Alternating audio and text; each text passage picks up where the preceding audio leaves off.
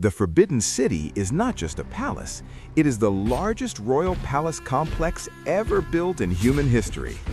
At the very heart of Beijing, this colossal imperial city stretches across 720,000 square meters. Not a single building, but an entire world sealed behind red walls.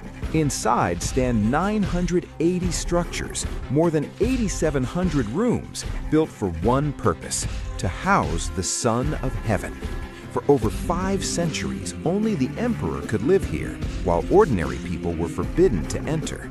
But what truly shocks the world is not only its size, it's the cost. Because the Forbidden City was not built like a palace, it was built like an empire, spending without limits. And to understand just how expensive it was, we start with the smallest detail beneath the emperor's feet: a single brick. In the central ceremonial halls, the floors were not laid with ordinary stone. They were covered with legendary imperial gold bricks. Not made of gold, but so rare, so perfectly crafted, that they were considered priceless treasures of the dynasty. Even today, one of these bricks can be valued at nearly $4,000 each. And these bricks were massive, almost half a square meter per piece. Now imagine this: just the 3 main throne halls at the very center of the palace required about 9,350 gold bricks to cover the floor.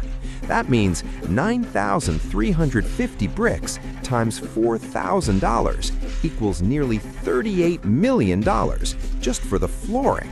And that is only what lies beneath the throne, because the Forbidden City does not stand on brick alone.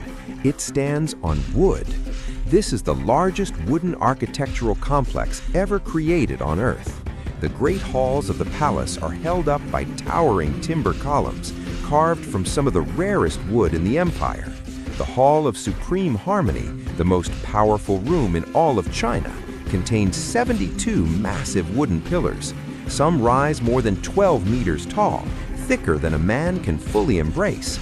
And these trees did not grow in Beijing. They were cut deep in the southern forests of China, more than 1,500 kilometers away, then dragged across rivers, mountains, and frozen roads by human strength alone. It was a logistical operation so immense it would be almost unimaginable even today. And then comes the stone. The palace rests on vast marble platforms with carved slabs weighing up to 200 tons. One single dragon-carved stone behind the main hall was moved centuries ago without cranes, without engines, only by thousands of workers pulling it across ice in winter.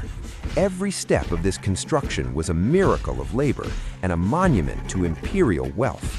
Because the greatest cost of the Forbidden City was not gold, not timber, not marble, it was people.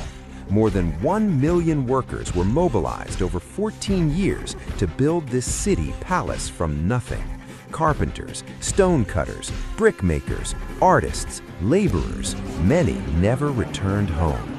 And when you add it all together, the priceless gold brick floors, the rare timber columns, the marble foundations, the unimaginable transport, and the human cost of an entire empire, one question becomes unavoidable. If we rebuilt the Forbidden City today, what would it cost? The answer is no longer millions, not even billions, but potentially hundreds of billions of dollars. One palace worth the wealth of an empire.